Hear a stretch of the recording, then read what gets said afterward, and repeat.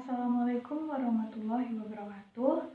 Di sini saya Arini Nur Latifah NIM 17010040027 akan menjelaskan mengenai cerita pendek untuk kelas SMA kelas 11 semester 1. Jadi di dalam cerita pendek ini atau cerpen terdapat kompetensi dasar dan indikator yang harus dicapai oleh siswa, yaitu terdapat kompetensi dasar berupa menganalisis unsur-unsur pembangun cerita pendek.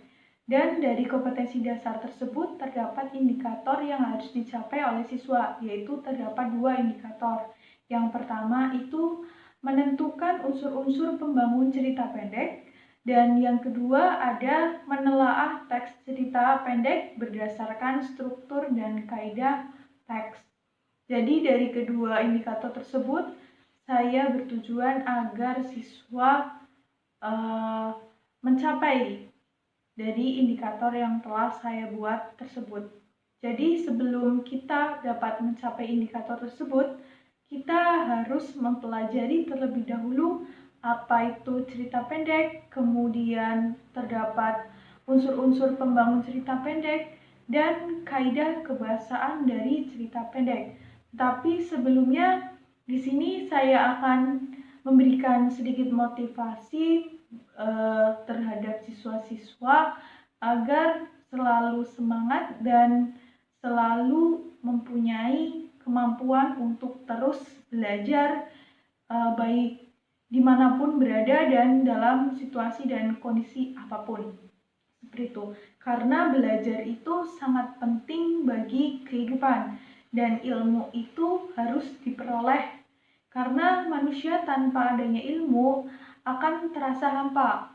Karena bagaikan kita gelas tanpa adanya air pasti akan tidak ada isinya gitu. Seperti otak manusia, kalau kita tidak selalu belajar akan kosong, tidak mempunyai berbagai pengetahuan. Makanya saya mohon kepada anak-anak untuk selalu belajar, menuntut ilmu apapun itu jenis belajarnya, karena berbagai ilmu itu sangat penting bagi kehidupan kalian di masa sekarang maupun di masa yang akan datang. Karena kita nantinya dengan ilmu akan bersaing dengan orang-orang lain. Tanpa adanya ilmu, kita akan terbelakang dan akan tertinggal oleh orang-orang yang sudah terlebih dahulu mempelajari berbagai macam ilmu seperti itu.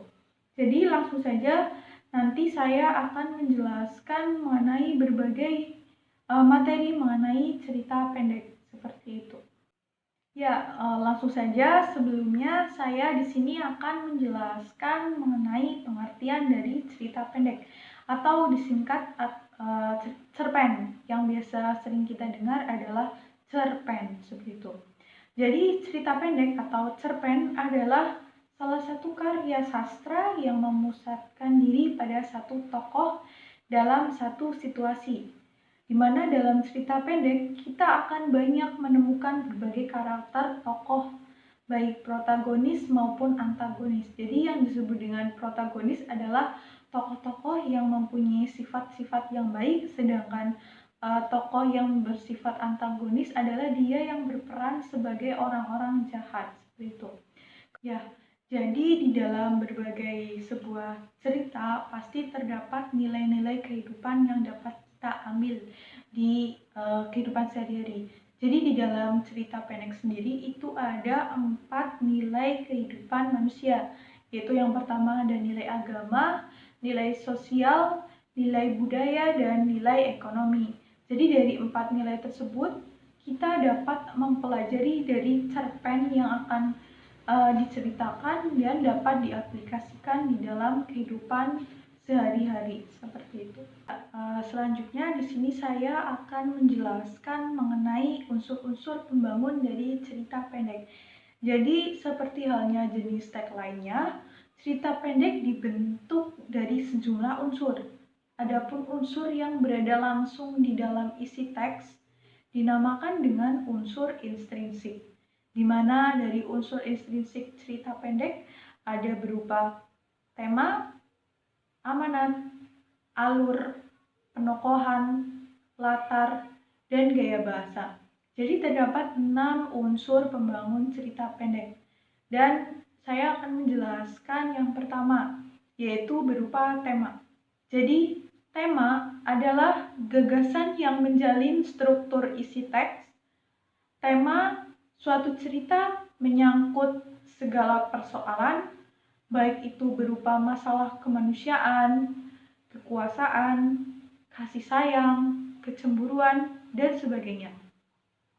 Untuk mengetahui tema suatu cerita, diperlukan apresiasi menyeluruh terhadap berbagai unsur karangan itu. Tema jarang dituliskan secara tersurat oleh pengarangnya. Untuk dapat merumuskan tema, kita harus terlebih dahulu mengenali rangkaian peristiwa yang membentuk alur cerita dalam cerpen itu. Jadi biasanya agar siswa dapat mengetahui tema dari suatu cerita pendek, siswa harus membaca secara keseluruhan terlebih dahulu dari cerita tersebut agar dapat mengetahui tema yang dibahas dari cerita tersebut. Karena sudah dijelaskan tadi bahwa tema oleh pengarang tidak dijelaskan secara eksplisit, melainkan dijelaskan secara implisit. Jadi siswa harus menemukan sendiri tema yang akan dibahas. Seperti itu. Ya, di sini saya akan menjelaskan mengenai unsur pembangun cerita pendek yang kedua, yaitu berupa amanat, di mana amanat merupakan ajaran atau pesan yang hendak disampaikan oleh pengarang. Amanat dalam cerpen umumnya bersifat tersirat, disembunyikan pengarangnya di balik peristiwa-peristiwa yang membentuk isi cerita. Kehadiran amanat pada umumnya tidak bisa lepas dari tema cerita. Misalnya, apabila cerita tersebut bertemakan perjuangan, maka amanat yang terdapat di dalam cerita tersebut tidak jauh dari pentingnya mempertahankan kemerdekaan. Jadi, amanat pun seperti tema tersendiri, tidak dijelaskan oleh pengarang secara eksplisit, melainkan dijelaskan secara implisit. Jadi, siswa dapat menyimpulkan sendiri amanat yang dapat diambil dari cerita tersebut. Yang nantinya amanat itu biasanya dapat diaplikasikan dalam kehidupan sehari-hari. Karena tujuan dari amanat adalah memberikan pengajaran atau pesan kepada pembaca agar tidak melakukan sesuatu dari cerita tersebut atau harus melakukan sesuatu dari apa yang diajarkan cerita pendek tersebut. Seperti itu. Jadi, amanat merupakan satu hal penting yang terdapat di dalam cerita pendek karena itu akan mempengaruhi pola pikir atau pola kehidupan siswa-siswa. Dan tentunya di dalam sebuah pengajaran atau dalam satuan pendidikan haruslah memberikan contoh-contoh cerita pendek yang mendidik atau memberikan amanat yang positif kepada siswa yang nantinya dapat diaplikasikan oleh sehari-hari. Jadi perlu garis bawah bahwa pemerintah atau kita sebagai guru harus memberikan contoh-contoh cerita yang baik yang nantinya dapat dipelajari oleh siswa di dalam pembelajaran di sekolah dan nantinya dapat diaplikasikan di dalam kehidupan siswa sehari-hari. Di sini saya akan menjelaskan unsur pembangun cerita pendek yang ketiga, yaitu berupa penokohan. Jadi, penokohan merupakan cara pengarang menggambarkan dan mengembangkan karakter tokoh. Jadi, penokohan itu seperti sifat dari tokoh-tokoh yang ada di dalam cerita pendek. Kemudian, di dalam penokohan tersebut terdapat cara-cara untuk menentukan penggambaran karakteristik tokoh. Jadi, cara yang pertama ada teknik analitik langsung. Jadi, di mana tokoh secara langsung menjelaskan secara eksplisit menjelaskan sifat dari tokoh tersebut. Seperti misalnya terdapat tokoh bernama Siti, di mana dia mempunyai watak yang pemarah, dan di situ di dalam cerita-cerita agar teknik analitik langsung itu terdapat dialog atau kalimat-kalimat yang menjelaskan secara langsung bahwa dia pemarah, seperti dalam bertutur kata dia kasar atau dengan nada yang tinggi seperti itu. Kemudian cara yang kedua itu dengan penggambaran fisik dan perilaku tokoh. Jadi penggambaran fisik atau perilaku tokoh itu dapat dilihat secara kasat mata. Jadi gimana sih fisik dari tokoh tersebut atau perilaku dari tokoh tersebut. Itu dapat digambarkan dalam cerita pendek. Kemudian cara yang ketiga itu ada dengan penggambaran lingkungan kehidupan tokoh. Jadi si tokoh ini tuh latar kehidupannya seperti apa, itu dapat ditentukan sifat dari pribadinya. Seperti bahwa terdapat tokoh bernama Arif. Dia itu mempunyai sifat pemarah. Itu terjadi karena lingkungan kehidupannya atau keluarganya itu memang mendidik Arif itu dengan keras atau dengan nada pun dengan marah-marah terhadap Arif. Itu juga dapat dikatakan sebagai penggambaran penokohan dari Arif sendiri karena berdasarkan keturunan atau berdasarkan dari lingkungan kehidupannya seperti itu. Kemudian cara untuk menggambarkan karakteristik tokoh yang keempat ada dengan menggunakan penggambaran tata kebahasaan tokoh. Jadi dengan bagaimana berbahasanya tokoh tersebut, bagaimana cara berdialognya tokoh tersebut, kita dapat menentukan sifat atau watak dari tokoh tersebut. Seperti semisal terdapat tokoh yang berwatak lemah lembut, pasti dia dalam bertutur kata dengan sopan, lembut, baik, seperti itu. Kemudian ada cara yang kelima yaitu dengan pengungkapan jalan pikiran tokoh. Jadi pikiran-pikiran tokoh itu dituangkan di dalam cerita, kemudian dapat dianalisis mengenai sifat dari tokoh tersebut. Kemudian cara yang keenam, yang terakhir ada dengan penggambaran oleh tokoh lain. Jadi biasanya itu cerita ini diceritakan oleh orang lain. Semisal terdapat sebuah cerita mengenai seseorang, tetapi dia diceritakan di dalam cerpen tersebut oleh orang lain. Itu adalah penggambaran oleh tokoh lain seperti itu. Ya, unsur pembangun cerita pendek yang keempat ada alur, di mana alur merupakan pola pengembangan cerita yang terbentuk oleh hubungan sebab akibat ataupun sifat kronologis, di mana pola pengembangan cerita suatu cerpen itu beragam, dan pola-pola pengembangan cerita harus menarik, mudah dipahami, dan logis. Jalan cerita suatu cerpen kadang-kadang berbelit-belit dan penuh kejutan, juga kadang-kadang sederhana. Jadi alur itu merupakan sebuah jalan jalan cerita.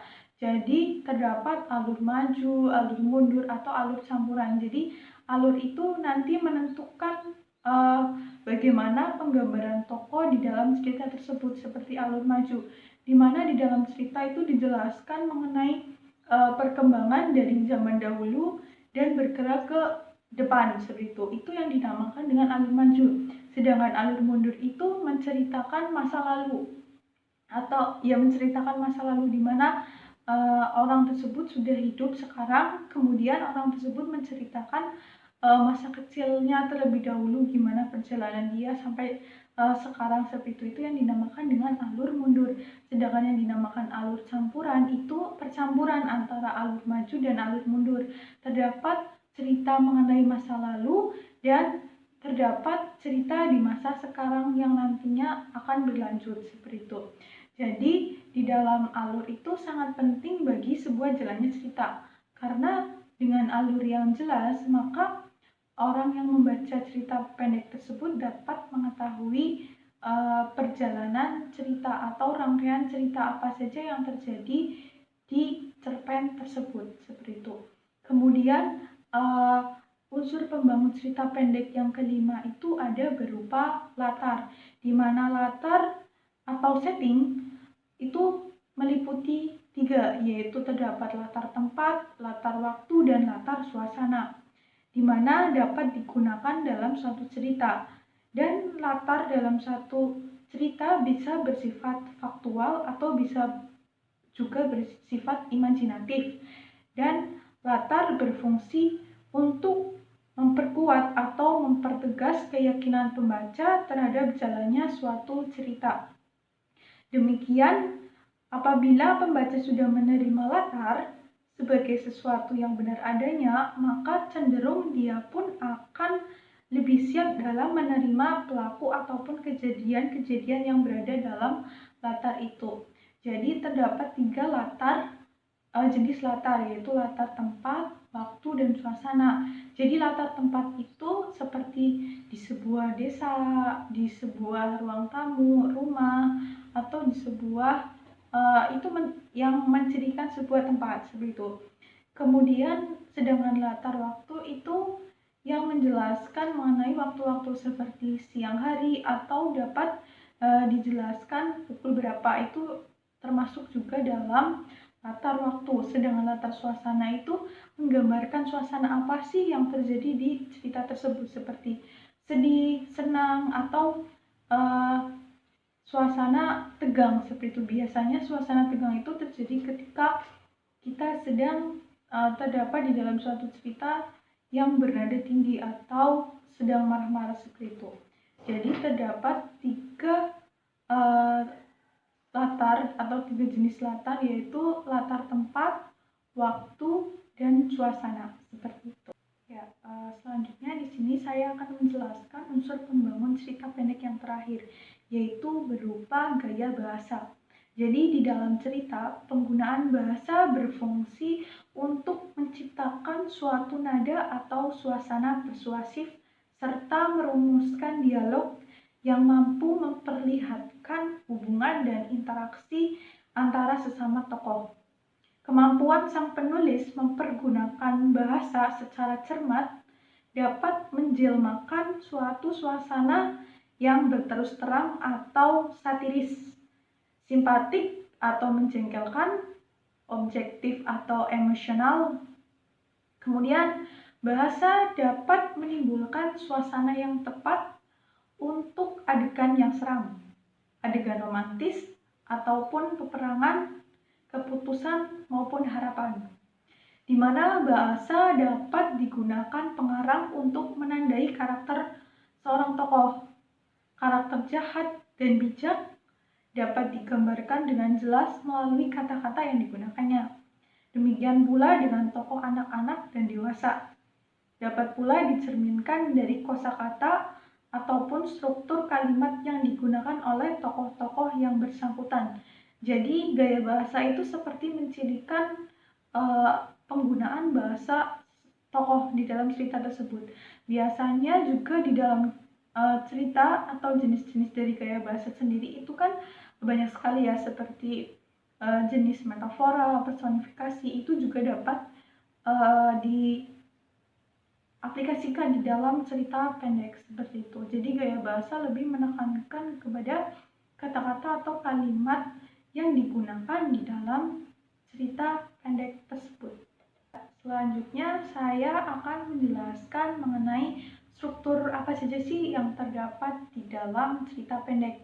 Jadi di dalam cerita pendek itu terdapat 5 struktur teks, yaitu yang pertama ada pengenalan situasi cerita, kemudian yang kedua ada pengungkapan peristiwa, yang ketiga itu menuju pada adanya konflik, dan yang keempat itu ada puncak konflik, serta yang kelima ada penyelesaian. Jadi struktur cerita pendek yang pertama itu berupa pengenalan situasi cerita. Biasanya pada bagian ini pengarang akan memperkenalkan tokoh-tokoh yang ada di dalam cerita pendek tersebut, seperti pengenalan tokoh utama atau tokoh-tokoh pendukung dari tokoh utama. Kemudian struktur cerita pendek yang kedua itu berupa pengungkapan peristiwa. Jadi dalam bagian ini disajikan peristiwa awal yang nantinya akan menimbulkan sebuah permasalahan, pertentangan, ataupun kesukaran bagi para tokoh. Jadi di bagian ini adalah momen awal di mana nantinya akan menuju sebuah permasalahan. Jadi diceritakan sebuah peristiwa awal awal sebuah peristiwa yang nantinya akan menuju sebuah konflik dan nantinya sebuah penyelesaian seperti itu. Kemudian ada struktur yang ketiga itu berupa menuju pada adanya konflik, di mana di dalam bagian ini terdapat peningkatan perhatian. Jadi dari tadi yang berupa pengungkapan peristiwa, di bagian ini sudah mulai terdapat masalah-masalah seperti itu. Kemudian struktur yang keempat itu berupa puncak konflik, di mana ini adalah titik klimaks atau puncak dari cerita tersebut, di mana masalah-masalah yang terjadi itu terdapat di dalam bagian puncak konflik ini atau klimaks, di mana pada bagian ini itu bagian yang paling mendebarkan dan bagian yang paling biasanya menjadi sorotan bagi para pembaca seperti itu. Kemudian struktur yang kelima itu ada berupa penyelesaian. Jadi setelah tadi ada berupa permasalahan, pasti disajikan sebuah penyelesaian apa saja di dalam cerita tersebut. Biasanya penyelesaian itu lebih ke cerita yang agak menurun. Tadi berupa pengungkapan peristiwa itu grafiknya naik menuju pada adanya konflik, dan pada puncak konflik semakin grafiknya naik, dan di struktur yang kelima yang terakhir ini ada berupa penyelesaian itu grafiknya akan turun. Jadi perasaan mendebarkan oleh para pembaca itu agak menurun karena unsur struktur ceritanya itu sudah menurun, atau cerita yang ditampilkan itu tidak semendebarkan pada bagian puncak, karena di sini dijelaskan mengenai penyelesaian apa yang akan dilakukan oleh si tokoh-tokoh di dalam cerita tersebut dari suatu permasalahan yang sedang dihadapi dalam cerita pendek tersebut seperti itu. Ya, saya di sini akan lanjut menjelaskan mengenai beberapa posisi pengarang atau beberapa posisi tokoh di dalam cerita pendek yang ditulis oleh pengarang. Jadi di dalam sebuah cerita pendek itu terdapat peran secara langsung oleh orang pertama dan peran sebagai orang ketiga. Biasanya di dalam peran orang pertama itu dijelaskan mengenai atau digambarkan atau dituliskan tokoh itu bernama aku, saya, seperti itu, atau kami. Sedangkan tokoh yang berperan sebagai orang ketiga itu biasanya disebutkan di dalam cerita itu dengan menyebut nama atau dengan menyebut kata dia yang berperan sebagai orang ketiga seperti itu. Jadi ada dua peran tokoh yang berperan sebagai orang pertama dan berperan sebagai orang ketiga seperti itu. Ya, di sini saya akan menjelaskan mengenai ciri kebahasaan dari cerita pendek. Jadi di dalam cerita pendek itu terdapat 7 ciri kebahasaan. Yang pertama, banyak menggunakan kalimat yang bermakna lampau, yang dimana ditandai oleh fungsi-fungsi keterangan yang bermakna kelampauan, seperti kata ketika itu, beberapa tahun lalu, pada waktu itu. Kemudian ciri kebahasaan yang kedua itu banyak menggunakan kata yang menyatakan urutan waktu atau konjungsi kronologis, seperti kata sejak saat itu, setelah itu, mula-mula, kemudian.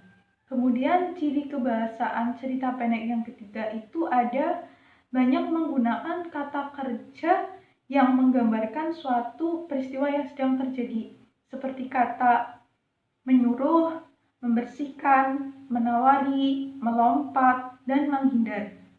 Kemudian ciri kebahasaan cerita pendek yang keempat ada banyak menggunakan kata kerja yang menunjukkan kalimat tak langsung sebagai cara menceritakan tuturan seseorang tokoh oleh pengarang, seperti kata mengatakan bahwa, menceritakan tentang, mengungkapkan, menanyakan, menyatakan, dan menuturkan. Kemudian ciri kebahasaan cerita pendek yang kelima itu ada banyak menggunakan kata kerja yang menyatakan sesuatu yang banyak dipikirkan atau dirasakan oleh tokoh, seperti kata merasakan, menginginkan, mengharapkan, mendambakan, dan mengalami. Kemudian ciri kebahasaan dari cerita pendek yang keempat itu banyak terdapat dialog-dialog. Jadi terdapat dialog antara tokoh satu dengan tokoh yang lain di dalam cerita pendek itu. Tetapi dialog di sini tidak sebanyak dibandingkan dengan dialog yang terdapat di dalam naskah drama. Karena cerita pendek di sini itu kan berupa suatu peristiwa yang terjadi secara singkat. Berbeda dengan sebuah naskah drama yang memang itu berupa drama yang nantinya ditampilkan atau sebuah pertunjukan penggambaran suatu peristiwa yang nantinya ditampilkan. Sedangkan cerita pendek ini lebih kepada sebuah cerita yang disajikan kepada pembaca melalui teks seperti itu. Kemudian ciri kebahasaan cerita pendek yang terakhir, yang ketujuh, ada menggunakan kata-kata sifat untuk menggambarkan tokoh, tempat, dan suasana. Seperti itu. Jadi terdapat 7 ciri kebahasaan dari cerita pendek. Ya, jadi tadi adalah beberapa materi yang telah saya sampaikan mengenai cerita pendek. Dari mulai pengertian sampai tadi yang terakhir ada berupa ciri kebahasaan dari cerita pendek, seperti itu. Kemudian setelah ini akan saya tampilkan berupa video yang nantinya siswa dapat membuat sebuah cerita pendek yang berkaitan dengan video yang akan saya tampilkan, dan nantinya siswa dapat menentukan unsur-unsur pembangun dari cerita pendek dan menelaah struktur dan kaidah apa saja sih yang terdapat di dalam cerita pendek tersebut, seperti itu. Jadi tadi sudah saya jelaskan mengenai berbagai materi, dan ini adalah saatnya siswa untuk menuangkan apa yang telah saya jelaskan dan apa yang telah dipahami oleh siswa ke dalam bentuk tugas untuk membuat cerita pendek dari video yang akan saya tampilkan, dan nanti dianalisis mengenai unsur-unsur pembangun apa saja yang terdapat di dalam cerita pendek serta struktur dan kaidah dari cerita pendek, seperti itu. Terima kasih atas perhatian semuanya. Mohon maaf apabila di dalam video ini terdapat banyak sekali kesalahan, dan semoga video ini dapat bermanfaat bagi siswa-siswa untuk belajar mengenai cerita pendek seperti itu. Jadi terima kasih. Wassalamualaikum warahmatullahi wabarakatuh.